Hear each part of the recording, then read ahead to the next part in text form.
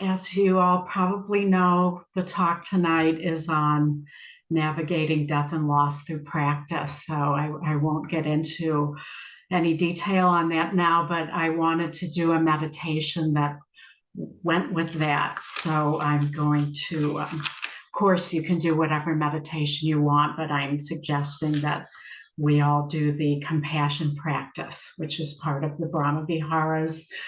And I'm just going to say a little bit about it, and then we'll go into the sitting. But this is one of the four divine abodes of the heart that are part of Buddhism. And in this practice, the object of the meditation, to be technical and use the technical terminology, is a person who is suffering, a person who is in pain or has difficulties in their life. It could be yourself. It could be another individual that you know that's part of your life. Could be someone you don't know that you've seen on the news or know of. Or it could even be a whole group of people or even a situation. It doesn't take long, unfortunately, these days to see a lot of calls for compassion that are needed on the news and on what's going on in our world with all of the people suffering and the planet itself suffering. So I'll ask you to bring to mind someone or a situation in which you see suffering happening, and for that to be the object of your meditation. And it's important to remember, so we're picturing the person or situation and the person's painful, difficult situation or your own. You could picture yourself or feel yourself sitting here if it's you. And then as a support to actually being in touch with the person suffering, we can use phrases. They aren't the object. It gets a little dry having words as an object. So we're really trying to be in touch with the suffering as best we can, and the natural possibility of compassion arising in the heart in response to that suffering. And so some of the phrases, I'll just give you some options. It's good to pick one that really feels right for you. So you can, I'll use the word you to signify that we're doing it for someone else, but we can substitute I for any of these. So may you or may I be free from your suffering. In some cases, it's not possible to be free from it. Maybe there's an illness that isn't going away, or somebody has passed away and that's not going to change. So there are others. I care about your pain. May you find peace. May I find peace.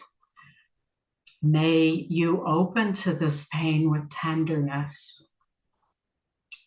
May you or may I find a way to be okay with this pain or to let go of this pain. So these are all options, and you can pick a phrase that feels right for you.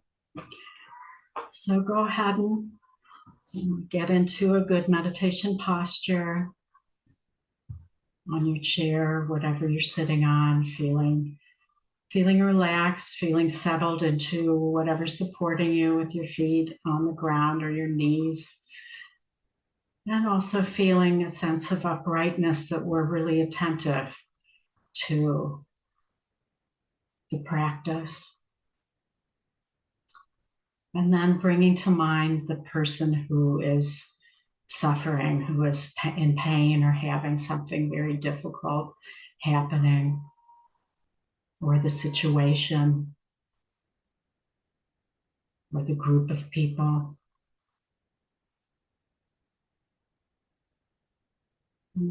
If you can picture them or picture a representative of the situation, or have some kind of visual, or if it's yourself that you're working with, you can feel yourself sitting there, or you can picture yourself in the painful situation or in a neutral situation.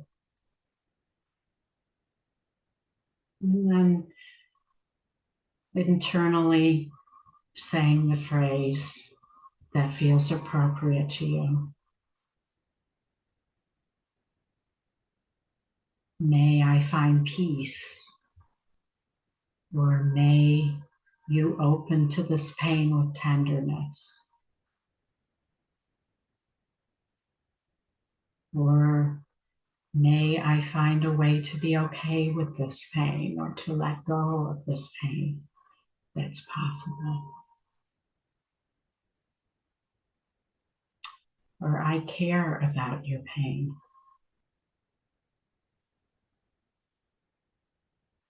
And then feeling into the heart, feeling what's ever there. Sometimes the suffering can feel overwhelming and our heart might feel a little closed. And that's okay. It's good to not judge ourselves if it's hard for us to be in touch with the pain. That's okay. That's why this is a practice. Just being conscious of that. So the first layer is the person and their suffering. The second is the phrase. And the third is then whatever is happening in our own heart in relation to this pain that's arising, this difficult situation. And so we continue with this, with the visual of the person or feeling yourself, if it's you, with the phrase, and then just being gently in touch with our own heart, whether our heart might be feeling compassion or feeling closed, overwhelmed. Just bringing some breath into the heart and letting that be the way it is, not judging ourselves if we feel a little bit closed or a lot closed. That's why it's a practice. So we'll sit this way for a total of about 30 minutes and I'll ring the bell at the end.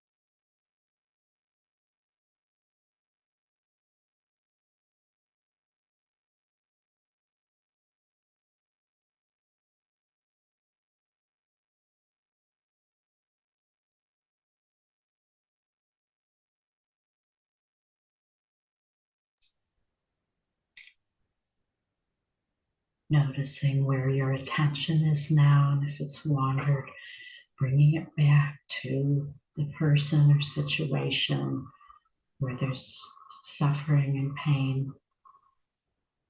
Noticing whether you can stay with it, or it feels like a lot, and there's a closing of the heart, or if there's an opening of the heart, noticing whether the compassion itself allows you to stay in touch with the situation and acts as some kind of wall to make it possible to really be present with the truth of the situation.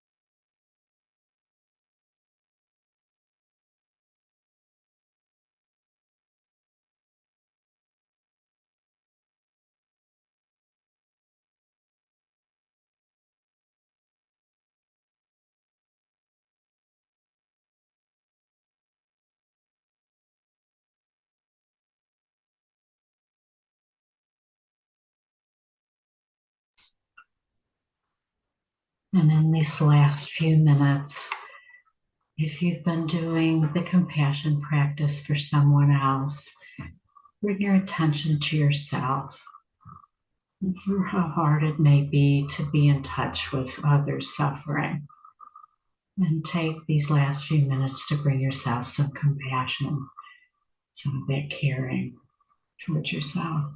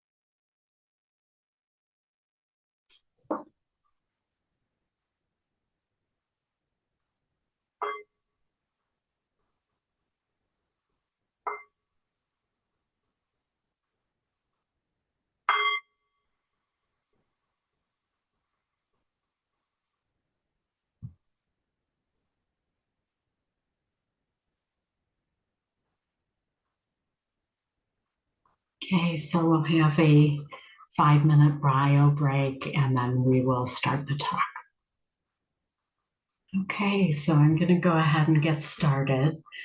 And for those on Zoom, I invite you to turn on your camera. It's not required, but it does help with the sense of Sangha when we're on Zoom here.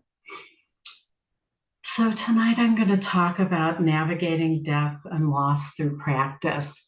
And there's so many different kinds of deaths and losses that we can face, health challenges, death of loved ones, facing our own death, loss of relationships, financial setbacks, job or career loss, and just looking at the world, loss from climate change and other socioeconomic upheavals, wars. It's hard not to feel the loss when we are in touch with what's going on in the world.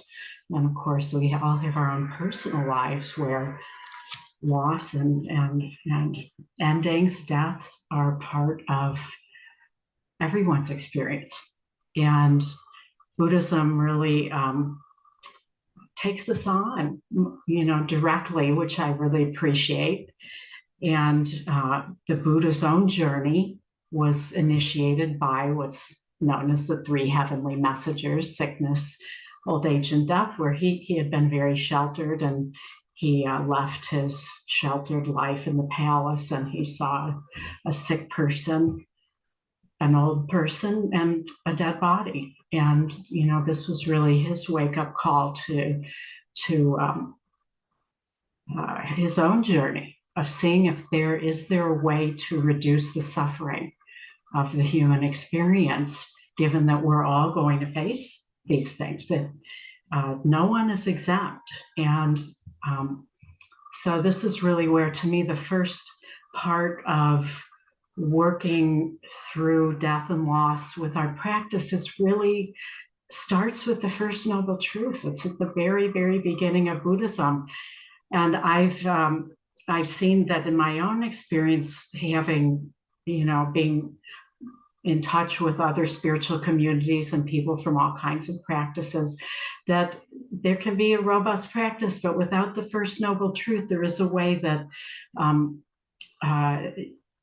it isn't so direct with these things. So if we really look at the First Noble Truth, and to me, this isn't just that suffering is in life, but really the unsatisfactoriness of life. This is a part of the human experience. This is how I interpret the First Noble Truth, that every human is going to experience things that they don't like, losses, painful experiences, and no one is exempt. No one. The Buddha was not exempt. The Buddha had difficult things. He had back pain that he suffered from an ongoing way.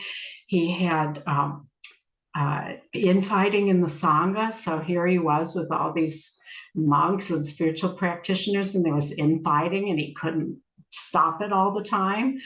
And then his cousin tried to kill him.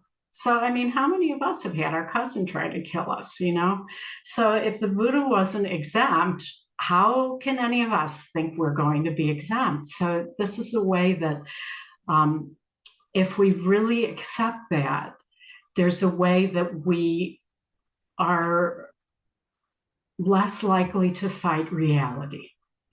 When we fight reality, we will always lose. Reality always wins. And this is really what the First Noble Truth is saying, is that things happen that we are not going to like, that are going to be mildly painful or extremely painful for us, and that it's part of life. So if we can accept that it's part of life, there's less of a tendency to say, why me? To think that somehow I should be the one who's exempt from the suffering. So another part of the First Noble Truth is that as long as we are fighting reality and also caught up within the ego self, within our patterns, we're going to suffer. So the first arrow, the Buddha talked about the first arrow being like the arrow that goes into us, is the pain in life that is just going to happen to everyone, including the Buddha. No one avoids that first arrow. And even if a person has a fairly charmed life, they're still going to face the end of life and the end of others around them dying. So no one is exempt, no matter how good a person's life is. The second arrow, though, is what we do to ourselves that makes it worse, that prolongs it. And that second arrow is really the territory of Buddhism, that can we reduce that? Can we reduce or even potentially eliminate the second arrow? We can't do anything about the first arrow, so let's try to accept that. But the second arrow, can we do anything? And this is really where Buddhism really shines, because there's a lot we can do about the second arrow. So I'm going to talk in a few minutes about the 4 categories of practice that have been discovered in neuroscience, that are also happen to mirror the categories of practice in Buddhism, and how each category can help us navigate death and loss in our practice and in life. But I want to talk just for a minute about the difference between really digesting the pain of a situation versus using an antidote just to get through a situation. And this is kind of like if we have a physical wound, which is pretty similar to the other things that can happen to us that are painful. At first we need to get a bandage on that and just stop the bleeding and just protect it, and that is needed and important. But then at some point, we actually need to go in and have that wound cleaned and put stitches in, and that's going to hurt. It's going to hurt, but if we don't ever go in and really tend to the wound, just putting the bandage on the top is a temporary measure, but ultimately it doesn't heal. And our practice is just like that. And so there are antidotes that we can use that are skillful means to use when things are just so bad that all we could need, we just have to stop the pain. We have to stop the hemorrhaging for a while. And so we can use any of the 4 categories of practice as antidotes. But eventually, if we really want to digest the painful thing, we need to actually be in touch with it directly. And that is more like healing the wound.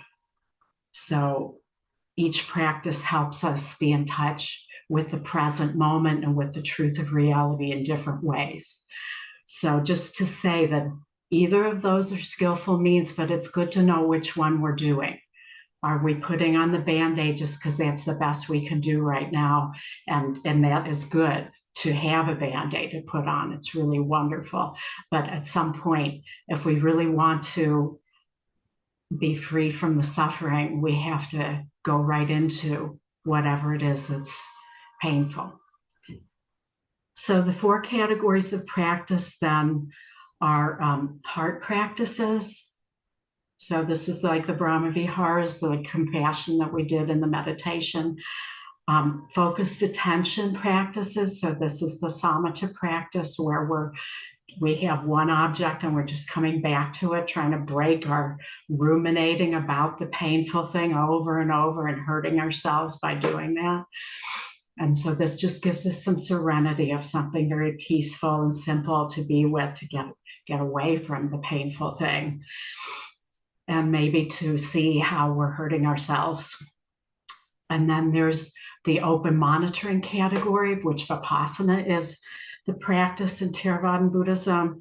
And this is really helping us be with things as they are, just as they are, and to be able to be in contact with that and see how much we hate the painful thing and to feel how much it hurts. And sometimes we need to be able to move away from the direct contact with it. But the Vipassana helps us be with it. And to know that all things arise and pass away. And then the 4th category is self-transcending practices. And these are in Theravadan Buddhism, it's the Chittanupassana.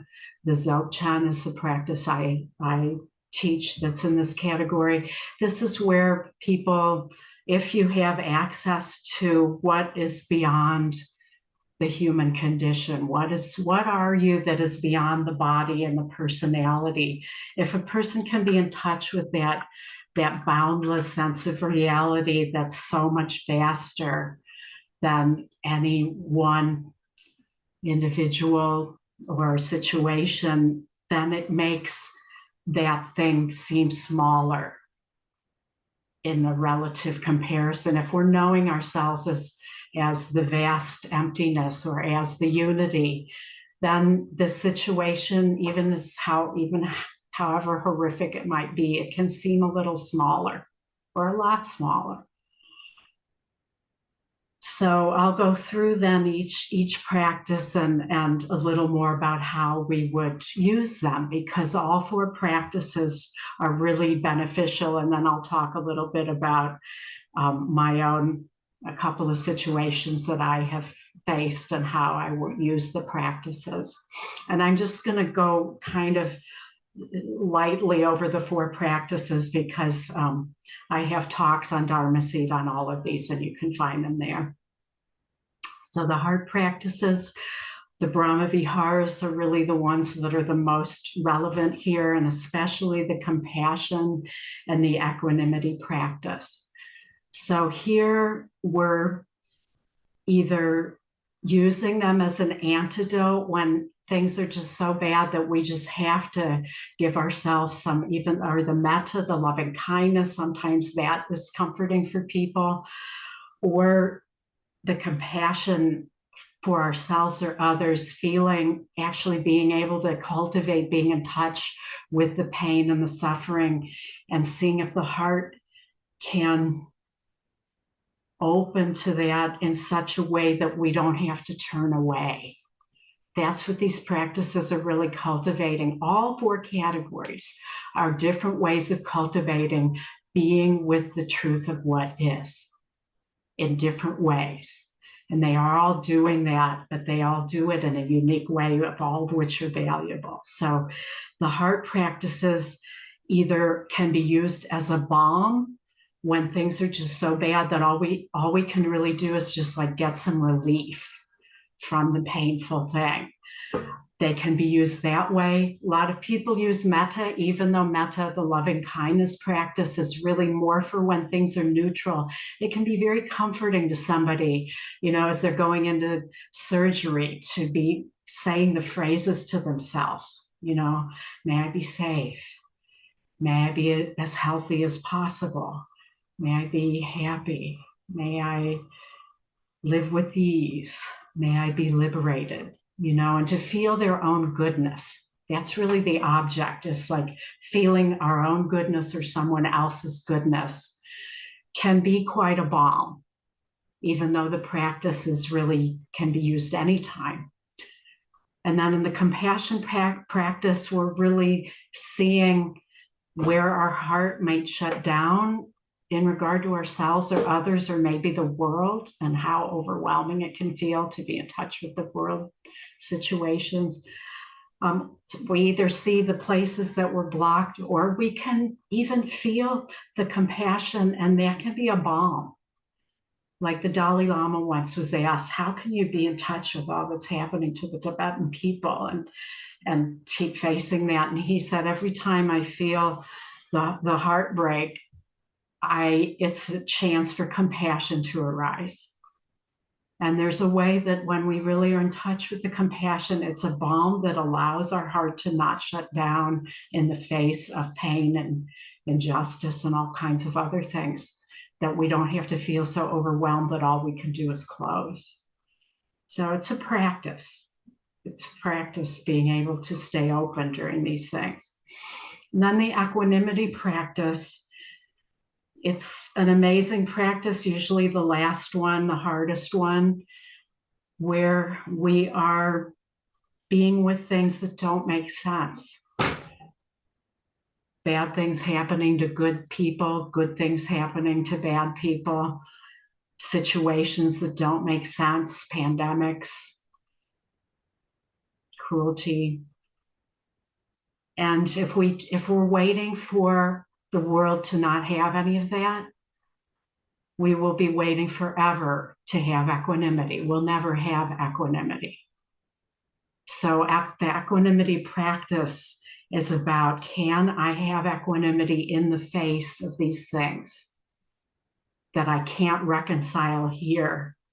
But can I feel equanimity here? That doesn't mean I'm not going to take action to make the world better, but none of us are going to be taking action from the best, most powerful place if we're triggered and reactive.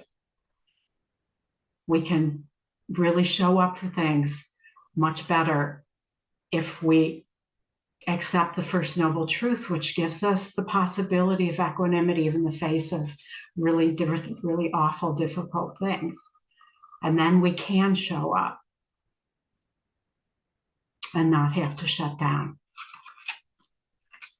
So those are the heart practices that are relevant for facing death and loss.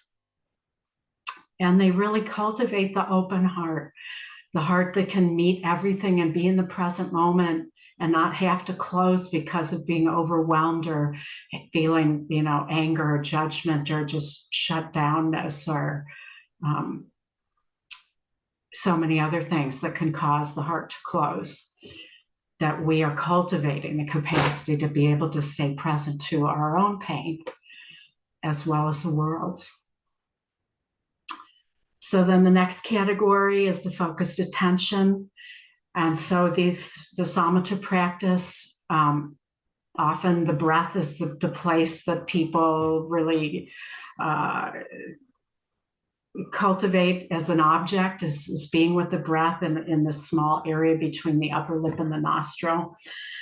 And there are other objects too. So basically, we're being with an object awareness to the exclusion of everything else. And the samatha practice can really help us to just get a break from the painful thing, just to be able to sit and not think about it for 5 minutes or 10 minutes or half an hour, maybe, just to turn off the ruminating of the mind, trying to figure it out, or saying how unfair it is, or seeing I can't find a solution.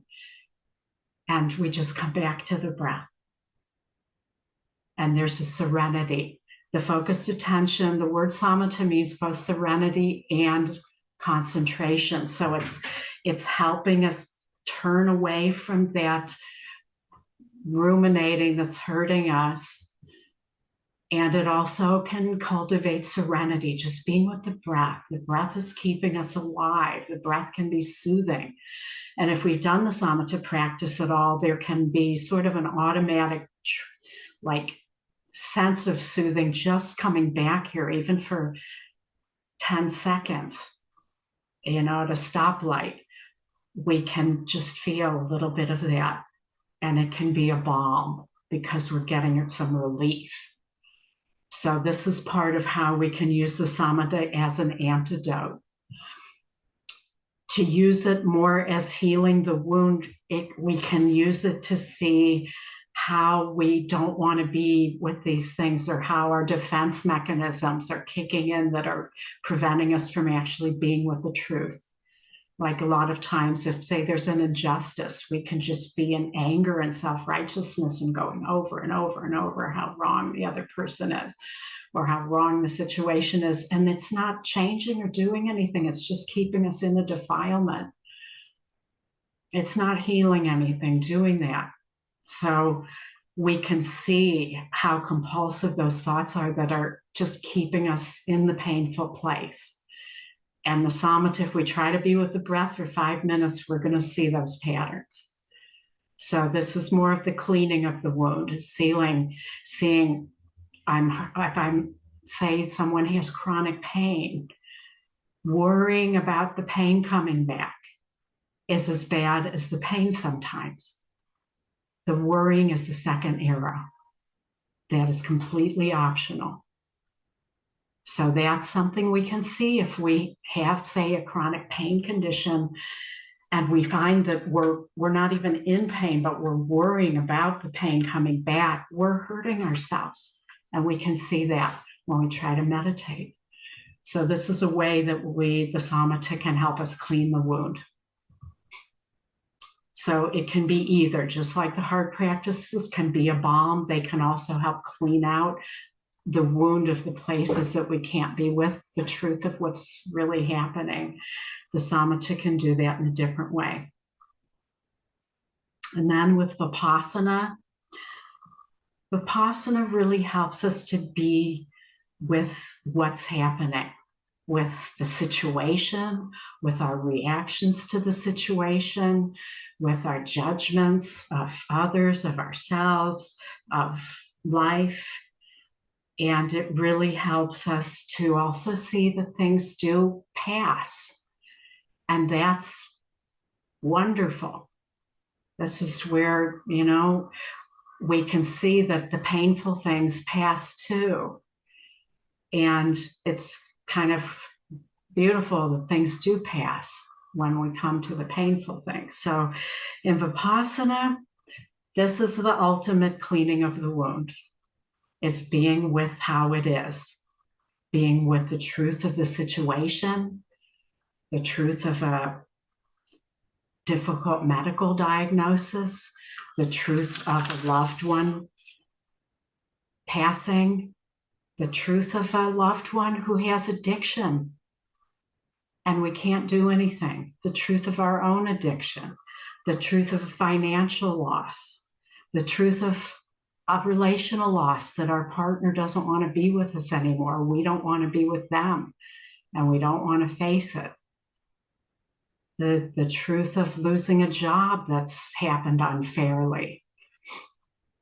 All of these things, Vipassana helps us be with it. And also to be with our reactivity to it, with our judgment of it, with our hatred of the fact that climate change is happening, to, the powerlessness. A lot of times, the hardest thing about these situations is that we're actually powerless to change it. And we don't want to be with that. We don't want to be with how helpless we are. And so we go up here and we run over it and over it and over it and over it and try to make it different than it is. And there isn't a way out. And so that's why we keep ruminating, is because we don't want to come here and feel how painful that truth is, that I can't do anything about my relative who's voting for somebody who I think they shouldn't vote for. And it's caused a rift in our relationship. So these are all the kinds of things we don't want to be with. So with Vipassana, it is kind of the ultimate cleaning of the wound. And sometimes we can't be with what's happening, but we could even be with the fact that we can't be with it. So to actually, when we get bad news, the first thing is we don't want it to be true. We want to reject the bad news. And it's okay to let yourself feel the rejection of the bad news. That's the first thing we can be with, is how much we don't want this to be true, how much we might just have a no. And so Vipassana lets us be with the no. If we actually let ourselves admit that the no is there, instead of saying, you should be over this by now, or don't react so strongly, or get over it, we can actually let ourselves be with the no.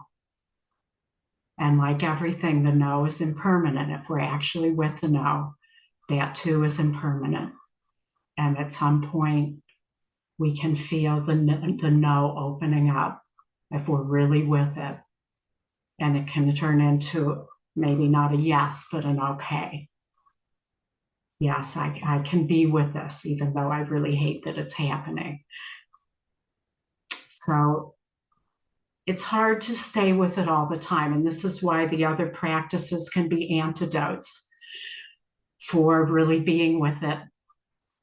And sometimes Vipassana, then when we're doing the samatha and we see a pattern coming up, Vipassana can be the antidote where we go right into seeing the pattern of feeling self-righteous indignation because of what happened and how unjust it is and wrong.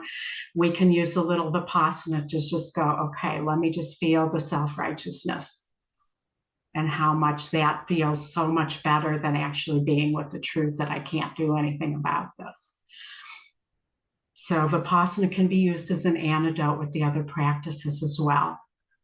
But ultimately, if we're really going to digest something, we have to use the Vipassana to be with what the truth is, and to be with how we feel about it, and to be with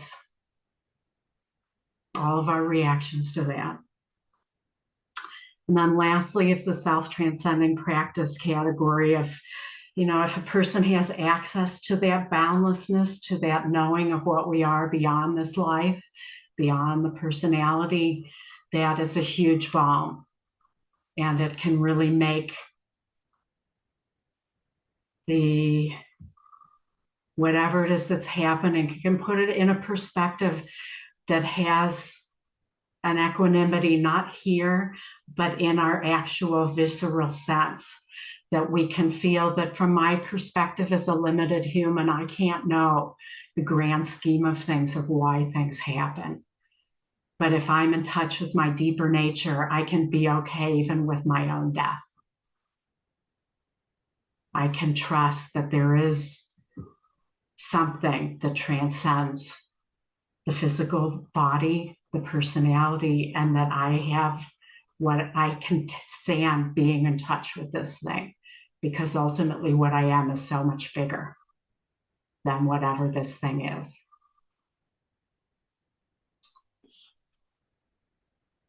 So I'll talk just for a few minutes about a couple of situations in my own life that relate to this, just to give you some examples, and then I'll open it up to questions or comments. So the first happened about 10 years ago. I was living a normal life, healthy, happy, fit, able-bodied one day, and then the next day, with zero warning, I was 100% disabled. A health condition developed, it's actually the most painful chronic pain condition known to humans. And I was 100% disabled in an extreme level 10 or more pain hundreds of times a day. And I was down to 1 hour of sleep a night because the pain was so frequent. And I was told by all the doctors that I talked to that this would be ongoing for the rest of my life, which would be 40 or 50 years, because it wasn't fatal. And so I went from really being, sort of a fully functional person to being 100% non-functional, really. And so in my own case, and just to say that I did recover for the most part from that. So, but at the time this was happening, I was basically told by every doctor I went to that I would never recover, and to just accept it. And so, there was, with the physical pain is really hard to work with, because our nervous system and our whole body is designed to get our attention when there's physical pain. And even if in my case it was my nervous system kind of was on overdrive wasn't an actual harmful. It started with something harmful, but then it just continued even when the harm was over. And so everything in you wants your attention when there's physical pain. And this is why torture makes people do pretty much anything that the torturer wants.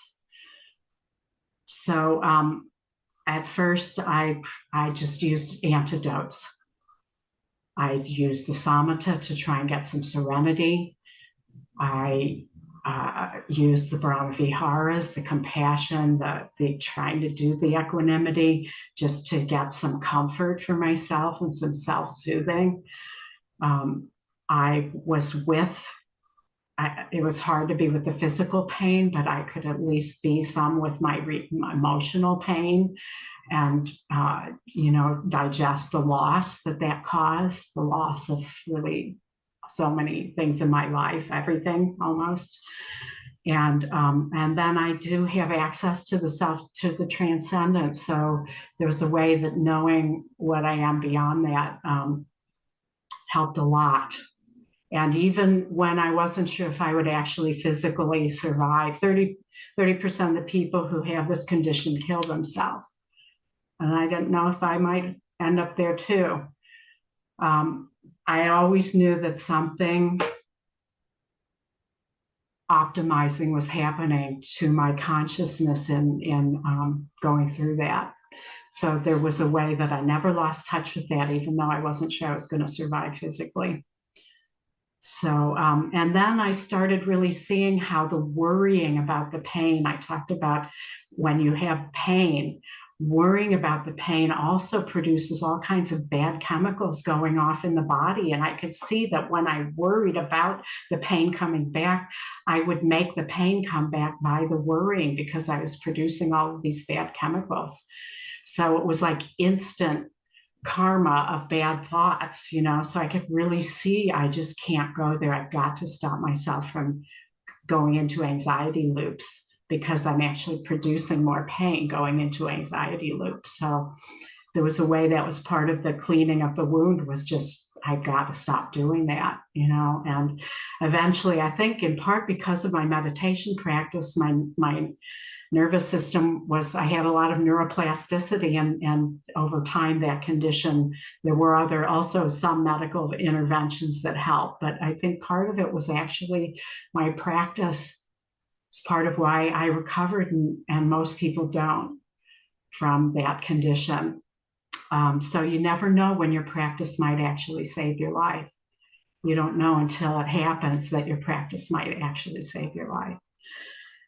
And then the second example I'll give is that just over about a year and a half ago, I had been in a relationship for about 4 years, long distance.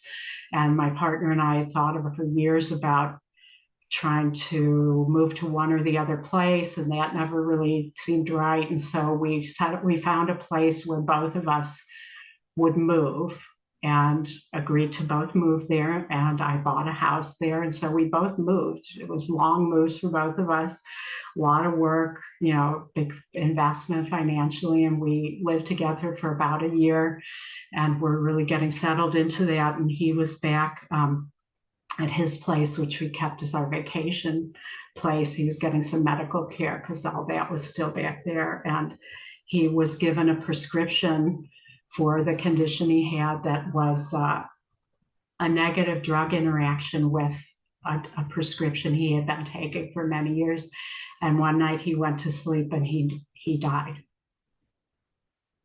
with zero warning. He was 100% healthy, robust individual, and the next day he was gone.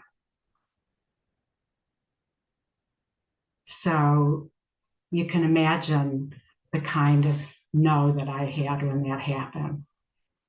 So really, I mean, I accepted it immediately when it happened, and I just, went into grief instantly, really, and was really overcome by that. And then as I started actually getting that this had happened, there's a whole lot of you that just can't accept something that sudden.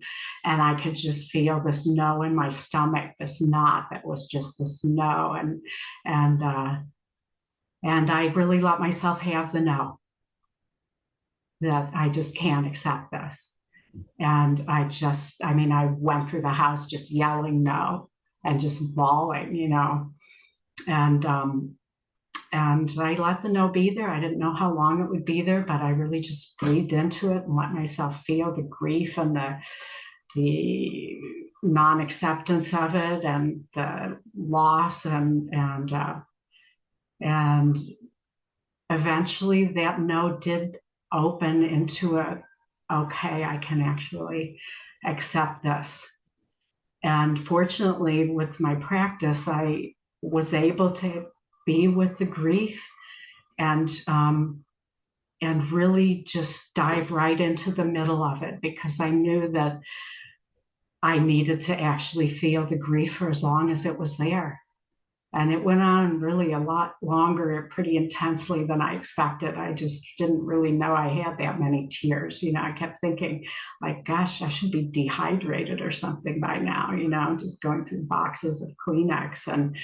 But it was kind of amazing, because when I was doing sessions with people and giving talks, I got to see that I was actually present and I wasn't thinking about him being gone. So it was interesting to see that I could, when I was with the grief, I was totally present for it. And when I was with other things, I was present for that, and it actually gave me a break. So it was good to see that part. So, eventually I just, it was like however long I'm grieving intensively, and I just let myself have it.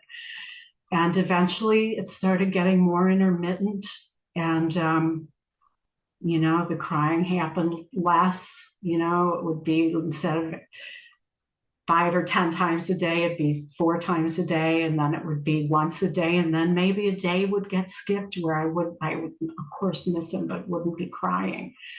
And there got to be more and more space where equanimity, that this has happened, that I can't know why, but there can be a sense of an acceptance that there's a larger scheme of things that I can't know, and that I can accept that. And it's kind of amazing to see that that's possible. So I still think of him every day and miss him, and I still feel the loss, but I'm not in active grieving anymore. And it's really possible to come out the other side of these things. So I'll stop there now and just see, if there are questions or comments from you all about your own losses, deaths, things that you find it hard to be in touch with or are being in touch with. Any questions or comments?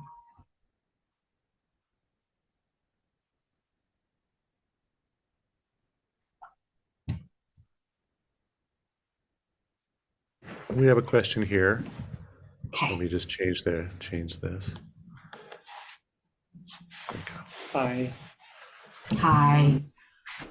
Thank you so much for that talk. I think your the two stories you just told at the end were I just really appreciated them, and it was just so thank you for that.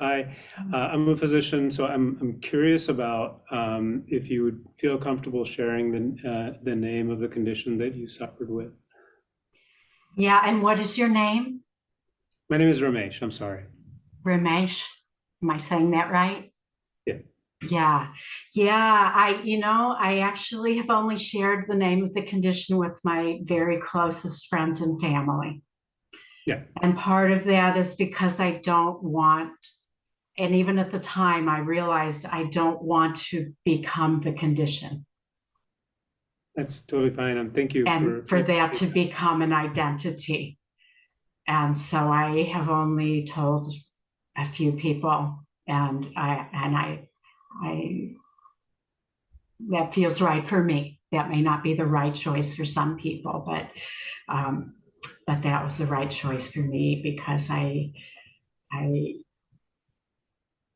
of what I said. Yeah.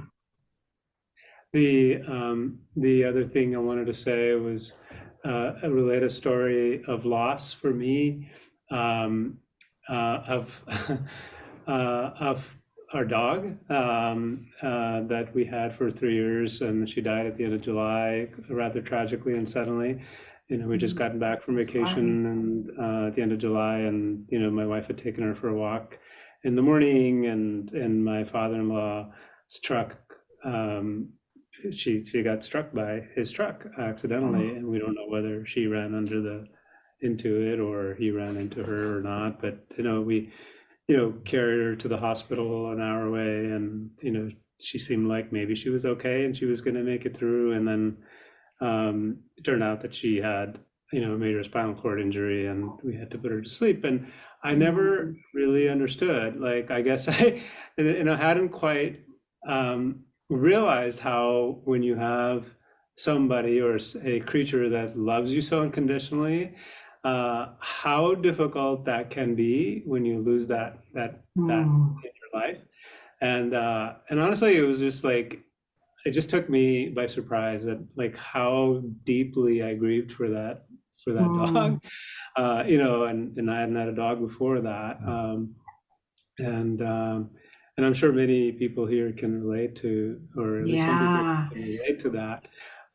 But yeah, it was just sort of surprising to me about that. It just took me by surprise, I'm sorry. And I think I also heard you about kind of how that grief just initially just felt so overwhelming, but then, with time it dissipates, of course. And it's just,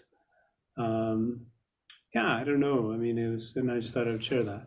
Yeah, thank you, Ramesh, for sharing the story. And it's losing a pet is like losing a family member. And, it's sometimes people will feel kind of like they shouldn't feel so deeply. It's because it's an animal and not a human or something. But losing a pet is losing a family member, and it is a huge loss. And our grieving for that is completely natural. And I'm so glad that you let yourself grieve. I gave this talk last month, and there was someone there who hadn't let herself grieve the loss of her pet, and it was a couple of years, and she was still not through it because she hadn't let herself actually feel it.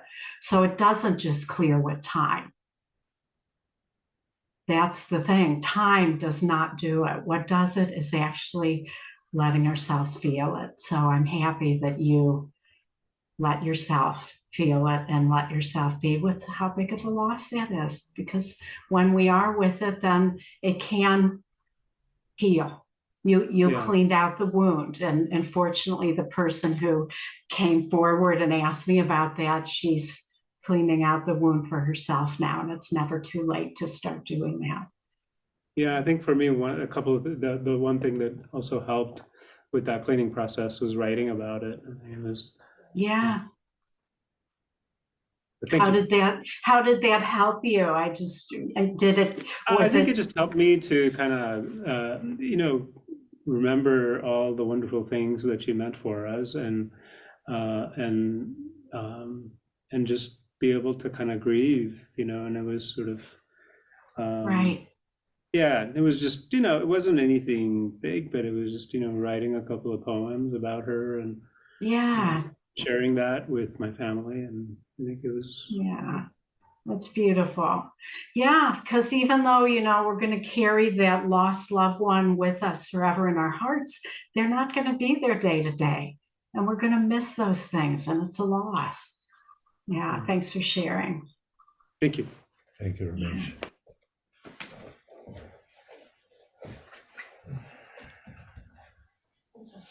Yeah, would you mind coming up? Tell Tina your name. Yeah. Hello, I'm Hi. Kimberly. Hi, Kimberly. Thank you so much for your talk and for being so open and sharing about your experiences of loss. And I'm wondering about whether there were certain practices that helped more than others with the healing, with the physical healing. Yeah, well, I used all 4 categories of practice in both situations, both as antidotes and as cleaning out, practices. And I think the heart practices really are just mandatory. Really all 3 of the heart, the samatha, and the vipassana are all mandatory when we're dealing with death and loss. And but to have some compassion for ourselves, there is a way that it actually soothes the nervous system. And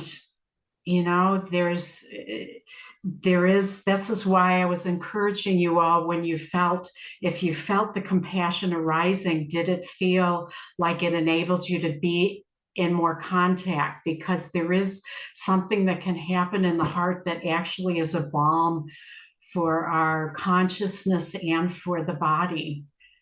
But that's true really with all the other categories. If we do deep belly breathing 3 times, it will calm our nervous system.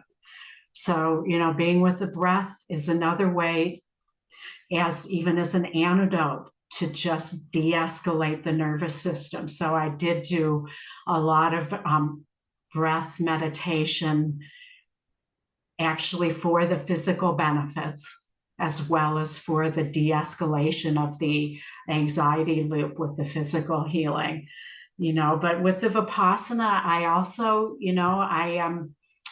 I did a lot of medical research, so that helped me actually find some solutions that made a difference. But I also used the Vipassana to actually be with what was happening, because there's a way when at a certain point, like this was a medical diagnosis. I know somebody who had the same diagnosis, and she and her naturopathic physician were in denial for over a year. And by the time they admitted what she had, the treatments wouldn't work. So the denial actually prevented her recovery. So this is where, did Vipassana help me in my physical recovery? Yes, because I accepted the diagnosis the minute I got it from the doctor. There was zero lag time. So that meant when I got home, after crying in the car for an hour, I went online and I started looking up medical options instead of waiting a year like my friend did when she was in denial. So, this is where really all of the categories of practice are really have essential things that could save your life one day. So I think they all helped. Yeah. Thanks for the question, Kimberly. Yes, Joe Beth.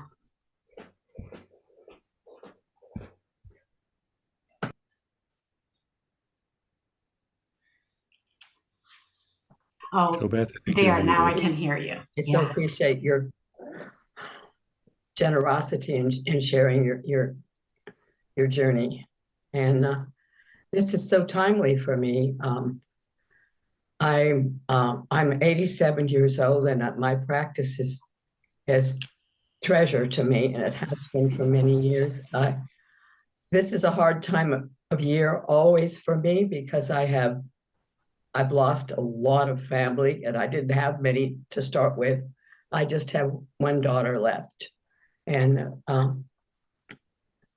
I, like last night, I probably didn't sleep hardly at all because I kept feeling these strong emotions, and using my Vipassana practice just to name them. But my main question is, I find that I am really not able to cry very much. I feel tightness in my chest, and I want to scream, I want to yell, but I'm in a group situation where I can't bother other people. That's my story, and I'm basically holding on to this pain. The grief scares me. The letting go of and feeling that it's just. And I worked with counselors. I worked with therapists, and I still have. There's some part of me that just wants to break loose, and I don't know if there's any hope for that. So when you say wants to break loose, what does that feel like to you, wanting to break loose?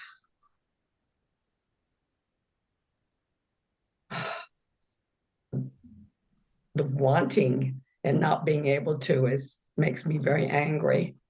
And I lived out in the woods for many years, and I did. I would just go out and scream off of the. Okay, so you could do it when you had the space to do it. It's not that you couldn't do it. It's the space, but the crying, it sounds like, isn't something that maybe was so easy before. Is that? The crying wasn't easy. Hasn't been easy since I was 20, and I lost someone, probably the most important person in my life. So yeah. And I cried then a lot. But the family that I grew up in did not show emotion. Right. I think I ever saw my mother cry. Yeah. And well, we can grieve without crying, but I actually had a physician at a retreat recently who told me that they're studying crying tears and onion tears, and there's actually different chemicals in them, that it is actually doing something for us physically. I know, and I want that. Yeah, well, this is where what we're with what's here. So what's here, if we had more time, we could work a little bit, but what's here right now is you're telling me about it, right this minute. Right now, I have to be with that I'm it's hard for me to cry. Okay, so being with the hard for you to cry, where do you feel that? I feel some relief in it. Do you feel that? So where do you feel the relief? Is it in your heart? Is it in your belly? Where do you feel the sense of relief? It's in the right now? chest. In the chest. Okay, be with the relief a little bit. Are you willing to do this right now? Just a little? Okay, let yourself feel the relief in the chest. Just bring a little breath in there, feeling the relief. Just being curious. We're just giving space to what is actually here that you can be in touch with.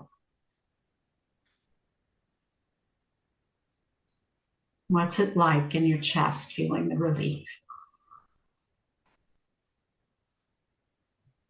It feels good, but it's moving up to tension right in my Okay, neck. so you're feeling tension in your shoulders. Let yourself feel the tension in your shoulders. We're not trying to get rid of anything or make anything different. We're just going to be with just how it is right now. Bringing a little breath into the tension in your shoulders. Okay, I think I can work with this. And I think I don't feel hopeless. I feel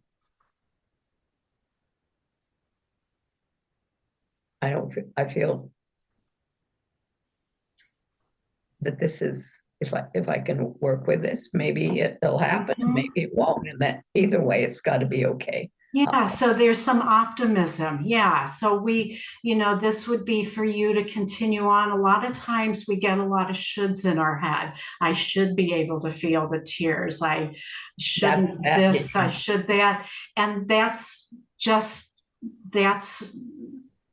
anytime shoulds are happening, that's the superego, which I'm going to be talking about next month. So, but really what helps us to be present is to be with whatever is actually here and to let it be just how it is. And that starts the digesting. You're accepting the truth that now you're feeling tension in your shoulders when you relate it to this. So, everything's impermanent. I mean, look at how fast the relief turned into the tension. So you don't know, bringing in the not knowing, the curiosity, seeing if you can find out something new that you don't already know, and this is where if it's really hard to be with, you might touch into something that feels a little too much. That's where you can bring in the heart practice. Just bring in some compassion. You don't have to stay with it. We're not going in with a drill here. We're going like we're trying to be with a deer at the edge of the forest.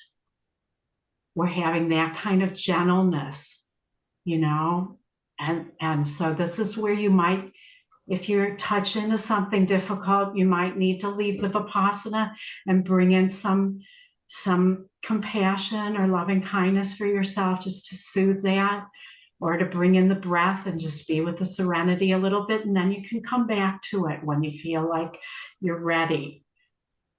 So this is how the practices work together so that they support both the antidotes when it's too much and the actual cleaning and digesting.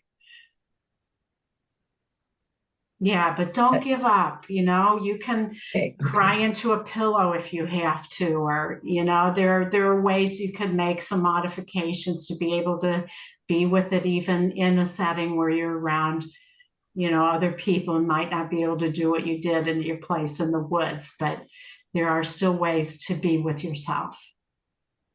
Thank you. Thank you so much. You're welcome. Yeah. And I was told we could go to 6:45 if necessary. So I'm just, leaving it open if anyone else wants to say anything or ask anything. Come on up. We have a question here, Tina. Okay.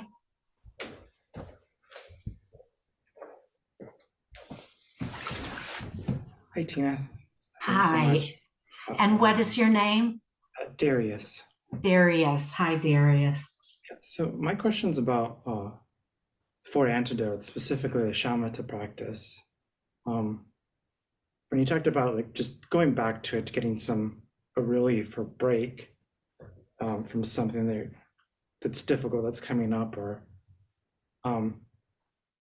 how is, as a meditator, how do I navigate the possible addictiveness of shamatha, of that great, when you get that concentration of that unification of the mind, and you're able to go deep into, like, piti or those other ones. How do you not get caught up in something like that? And Well, there's kind of abuse it. Yeah, have you done the practice a lot, or what is your experience? Just so I have a sense. I have, and as a person who's got some addictive qualities or addictive personality, that's always in the back of my mind is, how do I navigate something like that? Yeah, sure. Okay.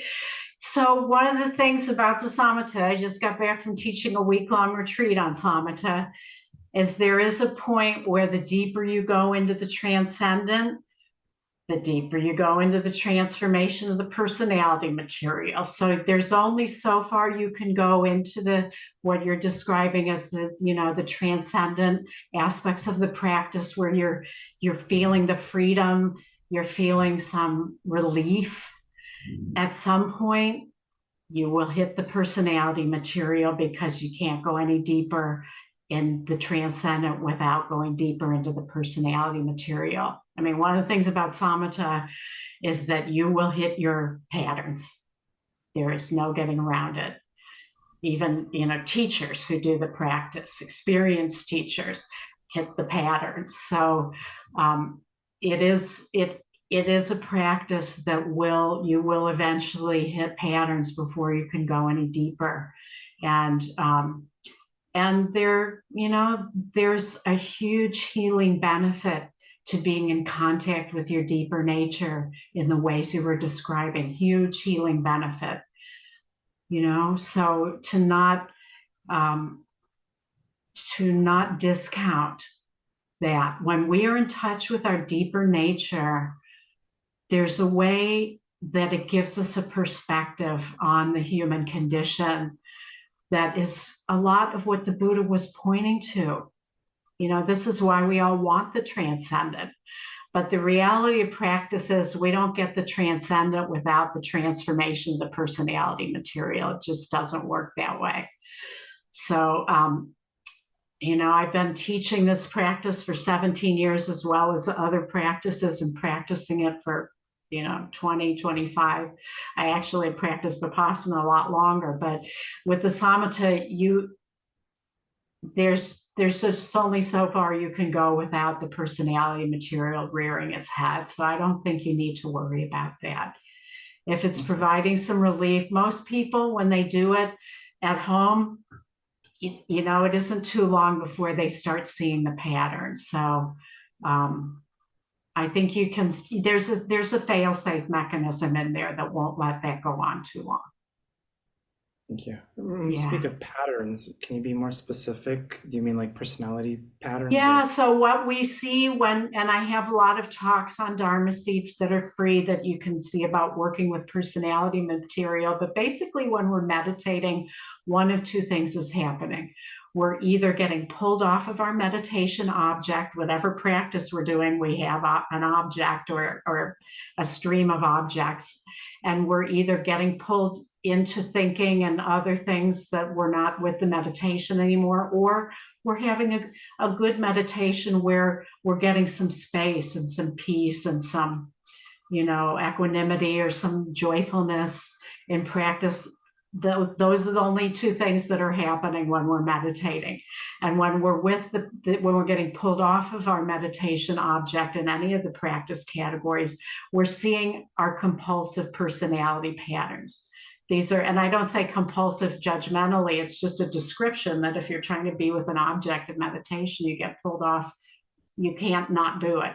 So you're seeing the patterns that are basically the building blocks of the ego self, and that ultimately make up the ego self and cause suffering, and that we're so identified with. So that's where working skillfully with those patterns is really how we start having permanent freedom from them, is working with them skillfully. And so the different practice categories all work with the patterns in different ways too. And you can hear more about that in my talks on working with personality material on Dharma Seed. And also I have a whole workshop that's going to come out soon on embodiment that really gets into a lot of detail about working with the things that take us away from the meditation. If we're working with that skillfully, all that time isn't wasted. It's just as productive as the transcendent, because both of them are thinning the me, thinning out the personality that is blocking us from our deeper nature. Thank you. Yeah, you're welcome. Yes, Shelley, one more and then we'll conclude. Tina, thank you so much for all of this. It's been beautiful. And this may be too long a question or too long an answer, but for the number 4, the self-transcending, is the goal, or is the aim, or is the ideal to want to stay in the body? Or can you look at the pain being so bad, if you believe that there's transcendence, not that we're not this physical body, can wanting to leave the body be just as ideal as finding a way to accept it and stay? Does that make sense? Yeah, well, this is, when I had my health situation and the pain was so bad, there were times when it was like, wow, am I going to be able to tolerate this for another hour? And fortunately I could, but there were times that I wondered. And so I did my own research on that. And, but, I think it's a very personal decision. And we now have medically assisted, death with dignity. And, I don't feel that I can speak for anyone else's journey in that way, for what is right for an individual. I really feel that is very personal. I do believe that we are here in the human condition for reasons, though. I don't believe that we're just here to suffer and die. There is a way when we are really deeply in touch with both the physical realm and the human condition and our deeper nature, that there is a rightness even in the imperfections. There's a perfection in the imperfection that isn't known here, but we can know it with our being. Even with our own death, there can be a sense of perfection. Or even in suffering, like with my own situation, even if I thought I might have to kill myself ultimately, I could see that there was a perfection in what was happening to my consciousness as a result of that experience. So there's a way that I believe that there is a purpose for the human condition that can give us a chance to work with these extremely difficult things as long as we can. And how long that is for any one person, I think that's really up to the person to make that decision. But I do believe that to stay with it as long as possible can have benefits. So Thank you. yeah, you're welcome. Well, it was good to be with you all on this really sensitive, and poignant topic that all of us are encountering, will encounter, have encountered, and also with the world. If we look out there, there's so much suffering that's so visible these days, that to be able to get better and better at meeting it without having to shut down or turn away, and having these different tools that are available to us so that we can be with the truth of the present as much as possible, using the antidotes when we need to, but ultimately being able to really digest these things so that they can actually, we can move through them and they can be digested in a permanent way. And that is really possible, and this is where our practice can really be a huge balm and support if we let it. So I encourage all of you to really turn to your own practice in these different ways and to trust that it is a refuge. It is really a refuge that we can rely on.